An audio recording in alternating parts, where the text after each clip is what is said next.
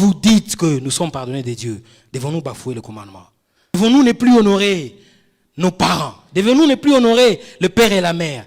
Devons-nous ne plus respecter le sabbat? Devons-nous s'en foutre de tout cela? Devons-nous maintenant tuer? Devons-nous maintenant envier la femme de l'autre? Qu'est-ce que vous dites au finish? Parce qu'au fond, vous nous faites mal à la tête. Parce que quand on vous entend, c'est comme si vous nous dites, allez faire.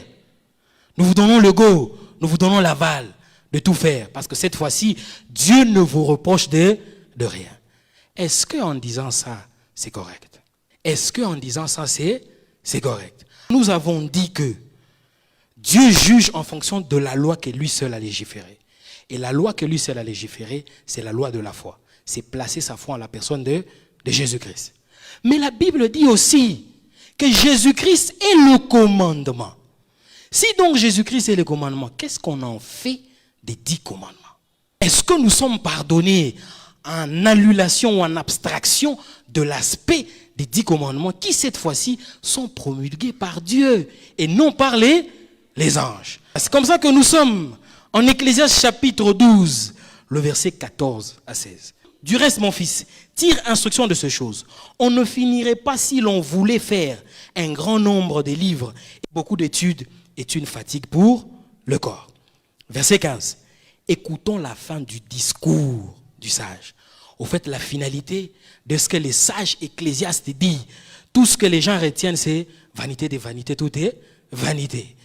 Mais au milieu de tout ce que les sages disent en Ecclésiaste, il dit, écoutons la fin du discours. Il dit, crains Dieu et observe ses commandements. C'est là ce que doit faire tout homme. C'est là ce que doit faire tout homme. Donc, pour parvenir au pardon de Dieu, l'homme doit avoir au préalable observé le commandement de Dieu. Est-ce qu'on est ensemble? Il y a un autre texte qui est mentionné aussi en 1 Corinthiens chapitre 7. 1 Corinthiens chapitre 7, le verset 19. La Bible dit, la circoncision n'est rien.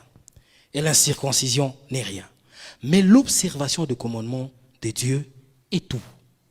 Les tout de Dieu, c'est l'observation de ses commandements. Mais maintenant, la question qu'on s'est dit, si donc le tout de Dieu, c'est l'observation de ce commandement, et si on insinue que être pardonné de Dieu, c'est placer sa foi en la personne de Jésus-Christ, qui est le commandement. On peut voir ce texte. 1 Jean chapitre 3, le verset 23. La Bible dit ceci, et c'est ici son commandement, que nous croyons au nom de son Fils, Jésus-Christ, et que nous nous aimons les uns les autres, selon le commandement qu'il nous a donné. Donc le commandement de Dieu, c'est de croire en Jésus-Christ comme Seigneur et Sauveur. Si donc on dit que le commandement de Dieu, c'est de croire en Jésus-Christ comme Seigneur et Sauveur, qu'est-ce qu'il y a dans les 10 commandements? Est-ce que les 10 commandements pointent au fait que nous devrions nous placer cette fois-ci notre foi en la personne de Jésus-Christ? C'est comme ça que l'exercice de ce matin sera de trouver la personne de Jésus qui est le commandement dans les 10 commandements. Nous sommes dans le livre d'Exode chapitre 20 parce que plusieurs personnes se déclarent être chrétiens. Je suis enfant de Dieu parce que je respecte le commandement. Oui, nous sommes d'accord. Tu es enfant de Dieu parce que tu observes le commandement. Mais lequel des commandements? Et quelle est la conception du commandement que tu dis que tu observes? Est-ce que c'est parce que tu respectes maman? Est-ce que c'est parce que tu fais honneur au pater? Est-ce que c'est parce que tu as fini licencié? Est-ce que c'est parce que tu t'es marié, que tu as fait honneur aux parents et que cette fois-ci, tu reçois le pardon de Dieu par le respect du commandement? Voilà. Nous sommes en Exode chapitre 20. Nous commençons au tout premier verset. Voilà. Avant que je n'explique les 10 commandements tels que présentés, vous allez voir ensemble avec moi qu'il y a 4 commandements qui pointent à la relation de l'homme avec Dieu, mais aussi les 6 derniers commandements pointent de la relation de l'homme envers son prochain. Maintenant, la relation de l'homme envers son prochain découlera d'abord au préalable que si la relation avec Dieu a été établie. Je parviendrai à aimer l'autre comme Christ m'a aimé que si et seulement si j'ai au préalable rencontré la personne du Seigneur. Parce que l'amour à donner à l'autre doit résulter de l'abondance de l'amour que j'ai reçu du Seigneur. Voilà. C'est comme ça que les 10 commandements tels que classés et alignés, les 4 premiers pointent à la relation de l'homme avec Dieu et les 6 derniers pointent de la relation de l'homme avec l'homme. Dieu les a placés expressément afin que l'amour à donner à l'autre doit précéder ce que tu as reçu de la personne de Dieu. Est-ce que ça va? C'est comme ça que nous commençons. Exode chapitre 20, le verset 1er. Alors Dieu prononça toutes ces paroles en disant, nous allons commencer avec le tout premier commandement que plusieurs personnes résument en disant, tu adoreras Dieu seul et tu le serviras lui seul. C'est comme ça qu'on les résume très généralement. Je suis l'Éternel, ton Dieu, qui t'ai fait sortir du pays d'Égypte, de la maison des servitudes. Verset 3. Tu n'auras pas d'autre Dieu devant ma face. Tu ne te feras point d'image taillée, ni des représentations quelconques, des choses qui sont en haut dans les cieux, qui sont en bas sur la terre et qui sont dans les eaux plus bas que la terre. Verset 5. Tu ne te prosterneras point devant elles et tu ne les serviras point. Car moi, l'Éternel, ton Dieu, je suis un Dieu jaloux, qui punit l'iniquité des pères sur les enfants jusqu'à la 3e et à la 4e génération de ceux qui me haïssent. Verset 6. Et qui fait miséricorde jusqu'en 1000 générations à ceux qui m'aiment et qui gardent mes commandements. Donc, le tout premier commandement commence du verset 3 jusqu'au verset 6. Voilà. Alors, on va y aller lentement pour que tout un chacun voie. Donc, quand le texte dit « Tu n'auras pas d'autre Dieu devant ma face », ce que le Seigneur nous renvoie au fait que il n'y aura pas d'autre Dieu que le Dieu qui va tabernacler en toi. C'est comme ça que tu ne te fais pas des représentations quelconques devant ta face ou devant ta propre personne. Tu ne te prosternes pas devant quelque chose ou quelconque chose devant ta personne, parce que le Dieu qui est censé recevoir génuflexion est celui qui va tabernacler en toi. C'est comme ça qu'il continue, il dit, tu ne te feras point d'image taillée ni de représentation quelconque, des choses qui sont en haut dans les cieux, qui sont en bas sur la terre et qui sont dans les eaux plus bas. Maintenant il dit, tu ne te prosterneras point devant elle et tu ne serviras point. Car moi l'Éternel ton Dieu, je suis un Dieu jaloux. Est-ce que l'Éternel notre Dieu qui est un Dieu jaloux signifie que Dieu a la jalousie que nous avons? La jalousie humaine que nous avons, je jalouse ma soeur, je jalouse mon frère, je jalouse mon père. Non. Mais lorsque le texte dit, je suis un Dieu jaloux, la jalousie veut tout simplement faire mention au fait que je suis un Dieu passionné. Et dans ma passion, je punirai l'iniquité des pères sur les enfants. Dieu ne dit pas je punirai les pères, il ne dit non plus qu'il punira les fils ou les enfants. Mais il dit je punirai l'iniquité des pères. Dans ma jalousie, je punirai l'iniquité des pères. Je ne punirai ni les pères et je ne punirai ni les fils. C'est comme ça que le pardon de Dieu que nous recevons n'est pas une punition sur nous-mêmes, mais c'est sur l'iniquité. C'est comme ça que Jésus-Christ se charge de l'iniquité en nous pardonnant, devenant ainsi l'iniquité que Dieu punit afin que nous soyons acceptés de lui. Voilà. C'est comme ça que le texte qui dit « Je suis un Dieu jaloux et j'ai puni l'iniquité des fils » veut tout simplement dire « Je suis un Dieu passionné. Et dans ma passion pour vous, je suis prêt à supporter la passion de la croix en punissant l'iniquité des pères sur les fils. » Maintenant, comment punit-il l'iniquité des pères? Retenez déjà qu'on a dit, il ne punit pas le père, il ne punit pas non plus le fils. Mais Dieu punit l'iniquité. Comment punit-il l'iniquité? Ésaïe 53. Nous sommes à partir du verset 4. Cependant, ce sont nos souffrances qu'il a portées. C'est de nos douleurs qu'il s'est chargé. Et nous l'avons considéré comme puni, frappé des dieux et humilié. Mais il était brisé pour nos péchés. Il était blessé pour nos péchés, brisé pour nos iniquités. La Bible dit, les châtiments qui nous donnent la paix est retombé sur lui. Et c'est par ces meurtrissures que nous sommes guéri. Nous étions tous errants comme des brebis. Chacun suivait sa propre voie. Et l'Éternel a fait retomber sur lui l'iniquité de nous tous. Donc Dieu ne punit pas ni le Père, il ne punit pas ni le Fils, mais il punit l'iniquité des pères. Et l'iniquité des pères qu'il punit, c'est Jésus-Christ qui se charge de cette iniquité. Maintenant, lorsque Jésus-Christ va se charger de l'iniquité, du châtiment de l'iniquité qui est sa mort, Dieu parviendra à répandre de sa vie sur les enfants. C'est comme ça qu'il y a un texte qui dit en Matthieu chapitre 27, à partir du verset 21. Le gouverneur prenant la parole leur dit, « Lesquels de deux voulez-vous que je vous relâche ?» Ils répondirent, « Barabbas. » 22. Pilate leur dit, « Que ferai-je donc de Jésus, qu'on appelle le Christ ?» Tous répondirent, « Qu'il soit crucifié. » 23. Le gouverneur dit, « Mais quel mal a-t-il fait ?» Et ils crièrent encore plus fort, « Qu'il soit crucifié. » 24. Pilate, voyant qu'il n'y gagnait rien, mais que les tumultes augmentaient, prit de l'eau, se lava les mains en présence de la foule et dit, « Je suis innocent du sang de ce juste. » C'est là vous regardez. 25. Et tout le peuple répondit, « Que son sang retombe sur nos enfants. » Donc lorsque Dieu punit l'iniquité des pères sur les enfants, il fait retomber sa vie sur les enfants. C'est comme ça que Dieu, en punissant Jésus-Christ, il a fait retomber sur nous et sur nos pères la vie de Jésus-Christ. C'est comme ça qu'il dit, parce que c'est moi qui vous sauve en punissant l'iniquité, moi seul mérite les hommages en prosternation. Dieu vous dit, tu ne te prosterneras point devant une image taillée ou devant X personnes, parce que c'est moi qui est un Dieu jaloux. Dans ma passion, je te sauverai en punissant l'iniquité. C'est donc moi, dans l'exercice ou dans l'application de ma jalousie, qui est ma passion, qui mérite prosternation. Et non X personne.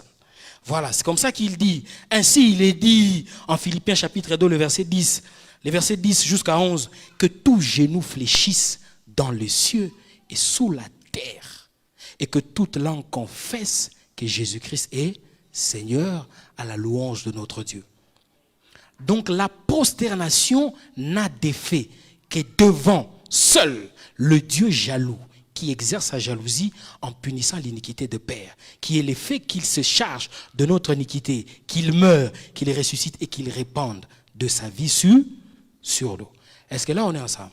C'est donc le tout premier commandement. Et on vient de voir tous ensemble que ce commandement étale l'expression de l'amour de Dieu dans sa jalousie qui punit l'iniquité. C'est comme ça que toute l'adoration, Dieu vous demande à ce que vous ne devez pas adorer ce qui est externe à vous. L'adoration ne se pointe pas à une chose externe à moi, ou à une croix qui se présente devant moi, ou à une photo qui se présente devant moi, mais l'adoration doit avoir un regard sur ma propre personne. Parce que le Dieu qui a puni l'iniquité tabernacle en moi. Donc quand j'adore, je n'adore pas une divinité étrange à ma personne. L'adoration a un retour sur le Dieu qui est en moi. C'est comme ça que la finalité de l'adoration n'est pas sur Dieu, mais plutôt sur nous. Mais plutôt sur nous. Pourquoi est-ce qu'on dit que l'adoration a un retour sur nous-mêmes? Parce que les dieux qu'on adore portent la même nature que nous. En d'autres termes, l'adorateur a la même nature que l'adoré. Si donc j'ai dit de Dieu qu'il est grand, je suis aussi grand par le fait que j'ai sa nature. Donc en disant à Dieu qu'il est grand, c'est à moi-même que j'ai dit que je suis grand. En disant à Dieu qu'il est fort, c'est à moi-même que j'ai dit que je suis fort.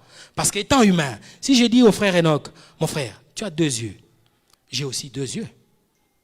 Parce que j'ai la même nature que lui. C'est comme ça que toute l'adoration aura un retour sur soi-même, faisant en sorte que tu ne peux pas te prosterner devant X personnes.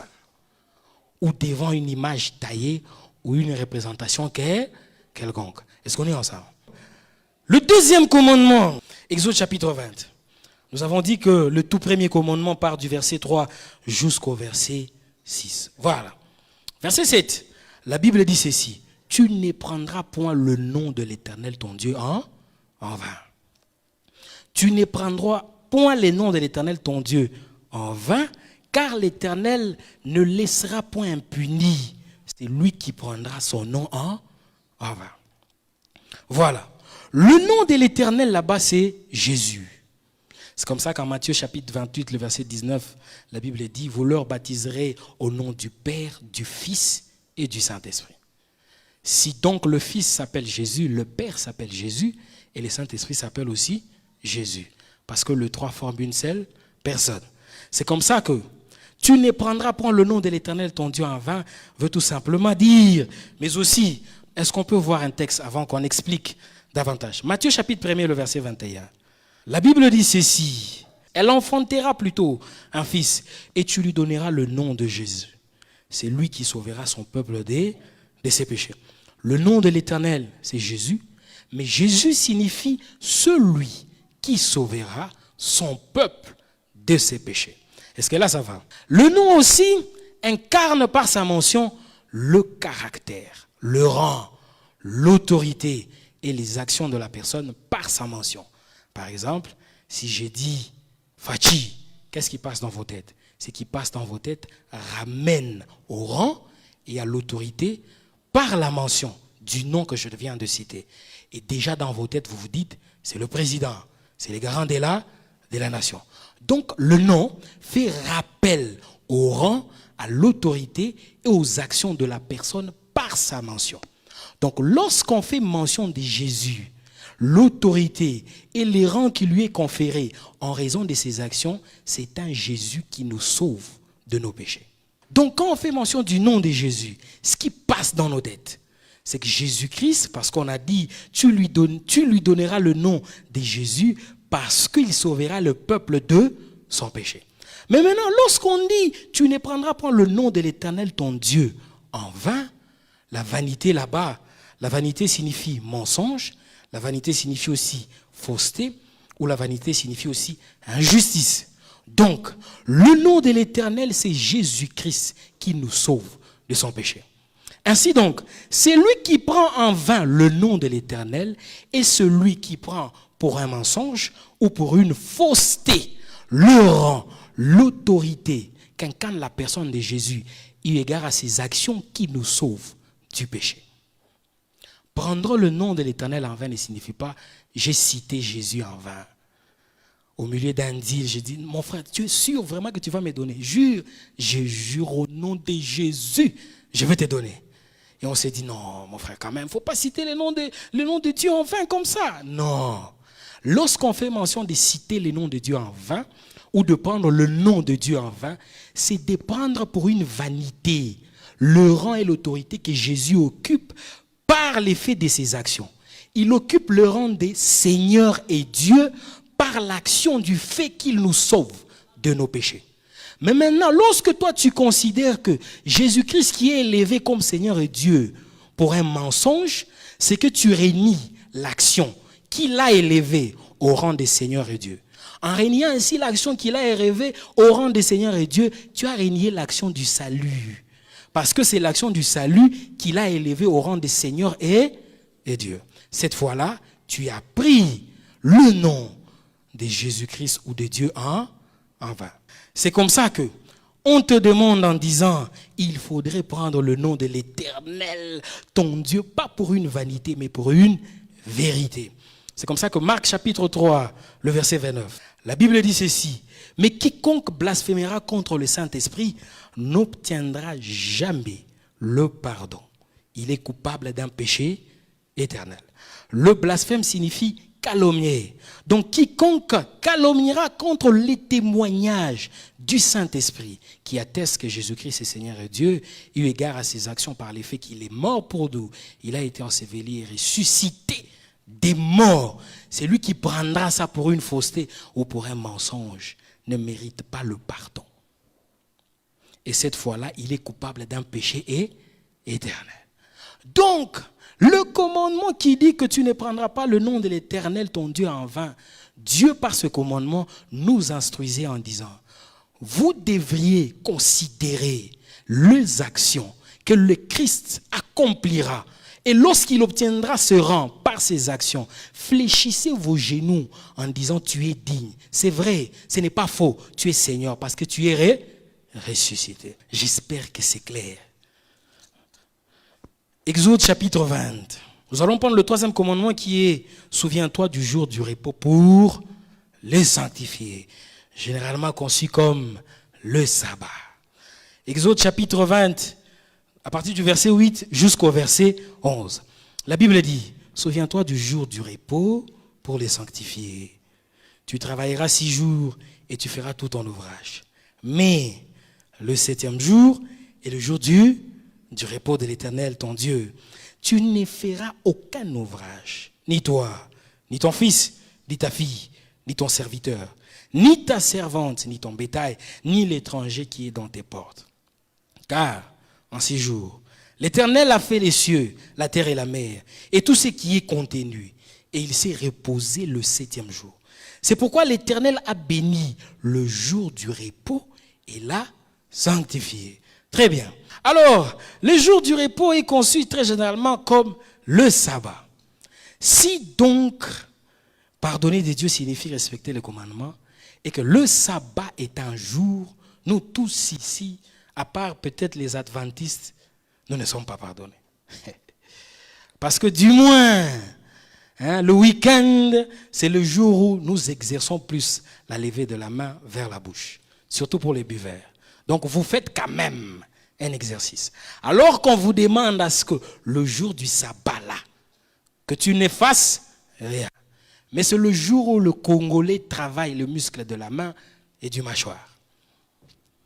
En prenant quelques verres. Quand on parle de verre, je ne parle pas seulement de l'alcool, mais c'est aussi sucré et de l'eau. Voilà. Maintenant, si donc le repos de Dieu signifie le respect du sabbat comme un jour, nous ne sommes pas pardonnés de Dieu, parce que cette fois-là, nous tous ici, au moins un sabbat, nous avons eu à exercer un travail quelconque. Surtout que le contexte congolais actuellement du secteur économique est rempli de nos confrères indiens et chinois. Les gens travaillent du lundi au lundi. Donc tous ces gens-là, des Colosi, les miniers là, vous n'êtes pas sauvés. Vous n'êtes pas sauvés parce que vous ne respectez pas le sabbat. Est-ce que quand la Bible parle du sabbat ou du jour du repos, la Bible fait-elle mention d'un jour? Est-ce que c'est le samedi? Est-ce que c'est vendredi? Est-ce que c'est dimanche? Le jour du repos. Voilà, je vais y aller directement. Le repos de Dieu n'est pas un jour, mais c'est une personne. Nous ne nous sommes pas reposés un jour, mais nous nous sommes reposés dans la personne de Jésus. Le sabbat de Dieu, c'est Jésus. C'est comme ça que Jésus dit, venez à moi, vous tous qui êtes chargés et fatigués, je vous donnerai du repos.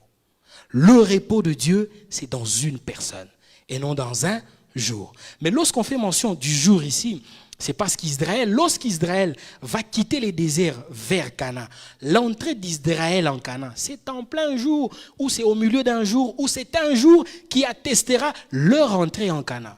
Et l'entrée d'Israël en Canaan symbolise le repos. Mais nous ne sommes ni juifs, ni israélites. Notre repos n'est pas dans l'entrée en Canaan, mais notre repos est dans l'entrée en Jésus-Christ. Donc lorsqu'on dit tu sanctifieras le jour du repos, c'est que tu sanctifieras, tu distingueras, tu mettras à part la personne de Jésus qui t'a accordé le repos en sa personne. Est-ce qu'on est ensemble? C'est comme ça qu'on peut voir un texte Hébreu chapitre 4 à partir du verset 1er. La Bible dit ceci, craignons donc, tandis que la promesse d'entrer dans son repos subsiste encore, qu'aucun de vous ne paraisse être venu trop tard. Car cette bonne nouvelle nous a été annoncée aussi bien qu'à eux, mais la parole qui leur fut annoncée ne leur servit de rien, parce qu'elle ne trouva pas de la foi chez ceux qui l'entendirent. En d'autres termes, tu reçois ou tu entres dans le repos lorsque la parole de foi t'est prêchée. Il dit, pour nous qui avons cru, nous entrons dans le repos. Selon qu'il est dit, je jugerai dans ma colère. Ils n'entreront pas dans mon repos. Il dit cela, quoique ses œuvres eussent été achevées depuis la création du monde. Car il a parlé quelque part ainsi, du 7e jour. Et Dieu se reposa de toutes ses œuvres le 7e jour. Et ici encore, ils n'entreront pas dans mon repos. Or, puisqu'il est encore réservé à quelques-uns d'y entrer, et que ceux à qui d'abord la promesse a été faite n'y sont pas entrés à cause de leur désobéissance, Dieu fixe de nouveau un jour, aujourd'hui, en disant, dans David c'est le bien-aimé de Dieu, et David est le prototype de Jésus, en disant, dans mon bien-aimé Jésus, si longtemps après, comme il est dit plus haut aujourd'hui, si vous entendez sa voix, n'endurcissez pas vos cœurs. N'endurcissez pas vos cœurs. Verset 8. Car si Josué leur eût donné le repos, il ne parlerait pas après cela d'un autre jour. Donc même Israël qui entre en Canaan n'a pas connu le repos. Le repos des dieux, le sabbat du Seigneur, c'est en Jésus-Christ. Donc le commandement qui dit que tu te souviendras du jour du repos pour le sanctifier, pointait au repos que nous recevrions à la personne de Jésus. Matthieu chapitre 12, le verset 8. Car le Fils de l'homme est maître du sabbat. Le Fils de l'homme est maître du sabbat. En d'autres termes, le Fils de l'homme est notre sabbat. Ainsi, le repos, le sabbat, plus qu'un jour, mais aussi plus qu'une localisation géographique ou plus qu'une terre, c'est une personne. C'est en Jésus-Christ que nous nous sommes reposés à toujours. Est-ce qu'on est ensemble? Nous allons attaquer le 4e et le tout dernier commandement pointant à la relation de l'homme avec Dieu. Exode chapitre 20, le verset 12. La Bible dit ceci, honore ton père et ta mère, afin que tes jours se prolongent dans le pays que l'Éternel ton Dieu te donne.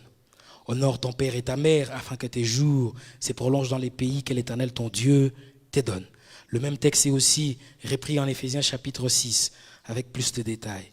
Éphésiens chapitre 6. On peut commencer au verset 1er. C'est plus mieux. Enfants, obéissez à vos parents selon les seigneurs, car cela est juste. 2. Honore ton père et ta mère. Il dit, c'est le premier commandement avec une promesse, afin que tu sois heureux et que tu vives longtemps sur la terre. Honore ton père et ta mère, c'est le premier commandement avec une promesse, afin que tu sois heureux et que tu vives longtemps sur la terre. Voilà. Ainsi donc, à l'honneur accordé au père et à la mère est rattachée la promesse d'une longévité de vie qui est aussi définie ou traduite par l'éternité. Penses-tu vraiment que l'éternité, tu jouiras de l'éternité par l'effet que tu as honoré ton père?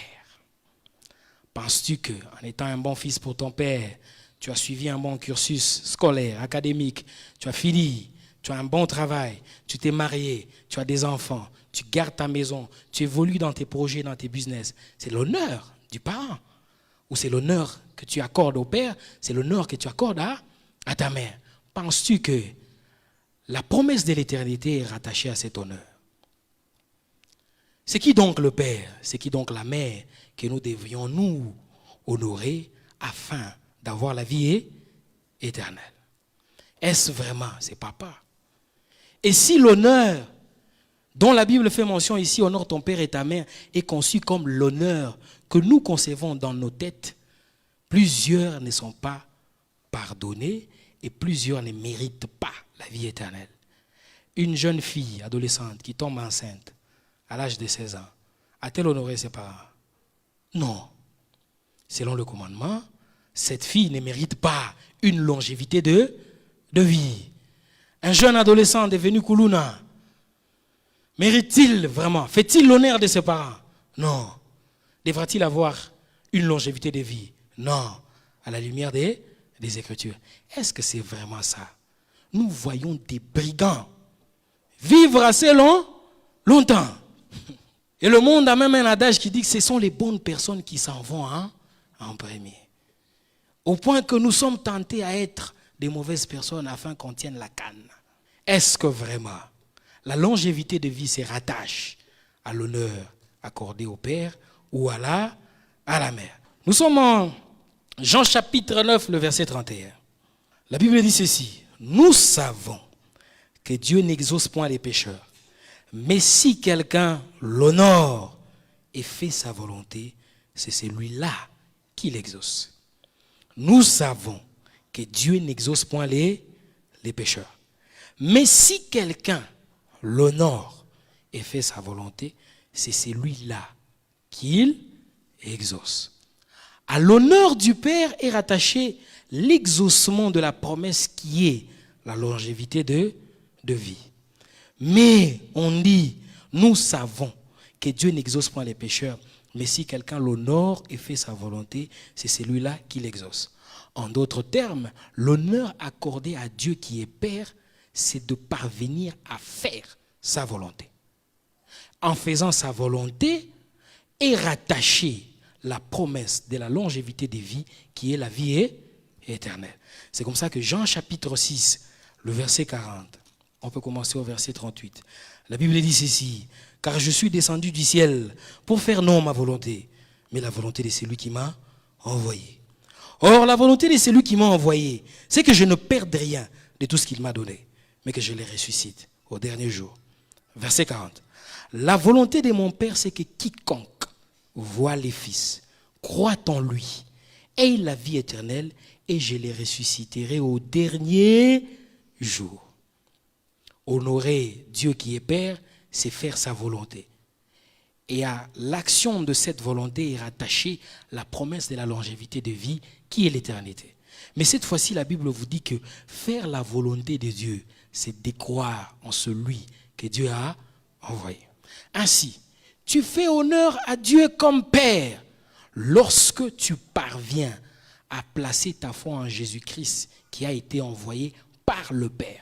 Et cette fois-ci est rattachée la promesse de la longévité des vies qui est la vie éternelle. Est-ce qu'on est ensemble? Jean chapitre 5, le verset 22 à 23. La Bible dit ceci, le Père ne juge personne. Jean chapitre 5, le verset 22 à 23. Les pères ne jugent personne. Mais il a remis tout jugement au Fils, afin que tous honorent les Fils comme ils honorent le Père. C'est lui qui n'honore pas le Fils, n'honore pas le Père qu'il a envoyé. Donc l'honneur que nous accordons au Père, c'est lorsque nous parvenons à recevoir Jésus-Christ comme Seigneur et Sauveur. Voilà. Mais aussi, très généralement, les parents qui ont eu à marier leurs filles et aussi à marier leurs enfants se sentent toujours honorés. C'est l'honneur la plus élevée d'un pater. C'est celle de marier sa fille ou de marier son fils. Parce que cette fois-là, l'enfant a grandi. Maintenant, nous, Dieu aussi se sent honoré lorsqu'il nous marie à la personne de Jésus. En d'autres termes, l'honneur que nous accordons au Père, c'est lorsque nous avons la capacité de quitter afin de s'attacher à. C'est comme ça que la Bible dit, ainsi l'homme quittera son père et sa mère et s'attachera à sa femme. Les deux deviendront une seule chair. Lorsqu'un fils se marie, il fait l'honneur plus que suprême de son père. C'est comme ça que nous avons accepté de quitter le Père. Jésus a accepté de quitter le Père. Il a accepté de mourir pour nous. Nous sommes donc devenus une même chair avec lui. Voilà donc les 4 commandements qui pointent tous à la personne de Jésus.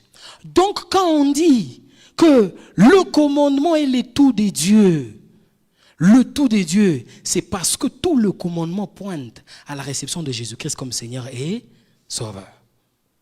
Si donc quelqu'un te dit, mais bon, au finish, tu ne demandes plus pardon, au finish, la loi n'est plus. Mais maintenant, qu'advient-il des commandements? Tu lui dis, mon frère, j'ai déjà accompli le commandement. Nous avons déjà accompli le commandement. Nous ne sommes pas là avec les 10 commandements dans un petit papier, là ou sur un petit papier, en train de scruter en disant, est-ce qu'aujourd'hui j'ai respecté papa? Est-ce qu'aujourd'hui j'ai fait ceci? Non, nous avons déjà, au préalable, accompli le commandement. C'est comme ça que la Bible dit en 1 Jean chapitre 3, le verset 23, et c'est ici son commandement. Que nous croyons en celui que Dieu a envoyé. Tu as donc fait la volonté de Dieu. Tu as donc fait le commandement. La loi n'est plus. Tu es donc un homme impossible. Il n'y a rien qui peut justifier aujourd'hui que tu es pécheur. En ce qui concerne toutes les demandes de Dieu, tu les as accomplies. La loi a été accomplie à Jésus. La volonté de Dieu a été accomplie par le fait que nous l'avons reçu. Le commandement a été accompli par le fait que nous l'avons reçu. Qu'est-ce qui reste d'autre? Tout ce qui reste d'autre, c'est de enjoyer de la vie en Jésus-Christ. Voilà. Mais maintenant, les 6 derniers commandements. Nous avons dit que les 6 derniers commandements, il s'agit de la relation avec son prochain. Mais cette relation doit être précédée de notre relation avec le Père. C'est comme ça que la finalité de la vie chrétienne, c'est parvenir à aimer l'autre. Je parviens à aimer l'autre parce que j'ai reçu en abondance l'amour de Dieu qui a été manifesté dans les 4 précédents commandements. Est-ce qu'on est ensemble? Voilà. C'est comme ça que nous sommes dans Romains chapitre 13, le verset 9. L'apôtre dit ceci. En effet, le commandement, tu ne commettras point d'adultère, tu ne tueras point, tu ne déroberas point, tu ne convoiteras point. Et ce qu'il peut encore y avoir, se résume dans cette parole, tu aimeras ton prochain comme... Non, la phrase de l'apôtre n'est pas correcte. Parce que l'apôtre veut nous ramener à aimer le prochain comme nous-mêmes. Cette fois-ci, si je dois aimer le prochain comme moi-même, je le mets en fonction de l'amour que je donne à ma personne. Mais le Seigneur ne nous demande pas à aimer le prochain comme soi-même, mais plutôt à aimer le prochain comme lui nous a aimés. Disant ainsi, l'amour adorné à l'autre doit être le résultat.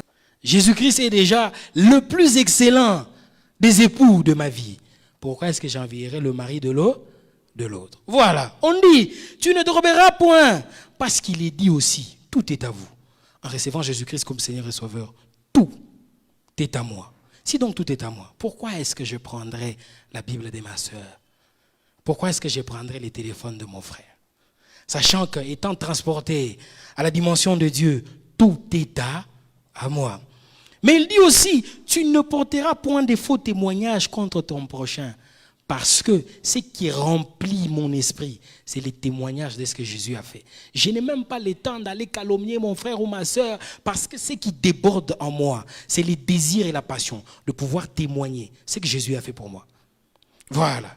Alors, il dit aussi, tu ne convoiteras point la maison de ton prochain. Tu ne diras pas, non, mais les frères Enoch a construit une belle maison. Non, mais il vit dans le luxe. Non. Pourquoi? Parce que je suis l'habitation de l'Éternel en esprit. Je vaux donc plus que la plus belle maison du frère Enoch, plus que la plus belle maison du pasteur Vang. Donc, parvenir à aimer l'autre comme Dieu t'a aimé, c'est lorsque tu parviens à la fusion de la conscience, de l'amour que Dieu a déposé en toi. Ça sera donc si simple de parvenir à aimer l'autre comme soi-même. Mais si tu n'as pas rencontré les 4 premiers commandements qui pointent à la personne de Jésus, l'amour que tu donneras à l'autre sera pesant. Ça sera pesant. Ce n'est donc pas pesant d'aimer l'autre parce que ce que je lui donne, ce n'est même pas à moi. C'est l'amour de Dieu. Nous allons voir un tout dernier texte. Job chapitre 35. Le pardon que Dieu t'accorde ne va pas résulter de ta manière avec laquelle tu aimes l'autre. C'est ce qu'on a dit le dimanche passé. Dieu ne te pardonne pas en fonction du pardon que tu accordes à l'autre, mais aussi en fonction de l'amour que tu donnes à l'autre. Pourquoi? Job chapitre 35, le verset 1er.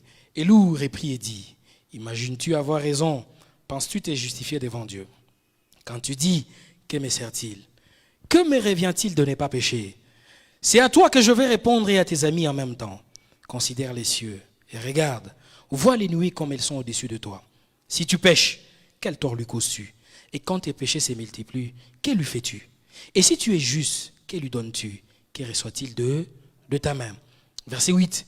Ta méchanceté ne peut nuire qu'à ton semblable. Ta justice n'est utile qu'au Fils de l'homme. Voilà.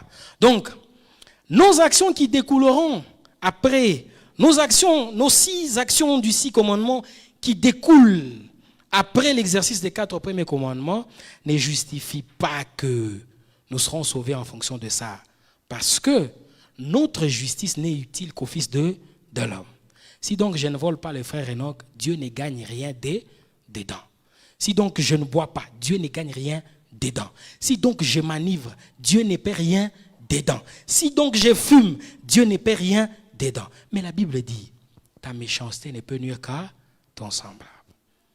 Mais maintenant, on t'a dit, tout ce que nous attendons de toi, c'est l'amour.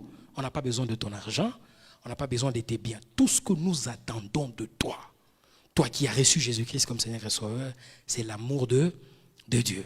Maintenant, cet amour, si tu dis que tu nous aimes, nous concevons que tu nous aimes lorsque tu es un homme juste. C'est comme ça que si tu ne nous voles pas, ça sera dans notre intérêt. Si tu ne fumes pas, c'est dans notre intérêt. Si tu ne mens pas, c'est dans notre intérêt. Ainsi, en nous aimant, pourquoi est-ce que tu fais ce que tu fais? On ne t'interdit pas de faire, mais on dit quand même, si tu dis, parce que tu nous dois de l'amour, pourquoi est-ce que tu fais ce que tu fais? Tu nous dois de l'amour. Pourquoi est-ce que tu fais ce que tu fais? Quand tu te lances dans l'alcool, quand tu te lances dans les chambres, tu tues poumons, foie, rein. Est-ce que tu nous aimes? Parce que lorsque tu seras là, à l'hôpital Saint-Louis, c'est nous, tes frères ici, qui allons défiler matin. Maman Grâce apporte l'été. 12h, Maman Bijou apporte pomme de terre. 16h, le pasteur doit venir t'imposer la main. Tu ne trouves pas que tu nous souffres? Si donc tu ne buvais pas, si donc tu ne fumais pas, on n'allait pas passer notre temps à Saint-Louis. Pendant que tu te lances dans ce banditisme-là, frère, quand on va t'arrêter, c'est nous qui allons souffrir. On finit d'abord les jobs des Chinois à 19h, et puis on s'est dit, je vais faire comment pour arriver à la Cassapa, voir mon frère. Tu ne trouves pas que tu nous souffres? Tout ce que nous te demandons, c'est là l'amour. Et on ne te demande pas ton amour. Donne-nous l'amour de Dieu. En nous donnant l'amour de Dieu, tu vas manifester la maturité à la personne de Jésus. C'est tout ce qu'on te demande.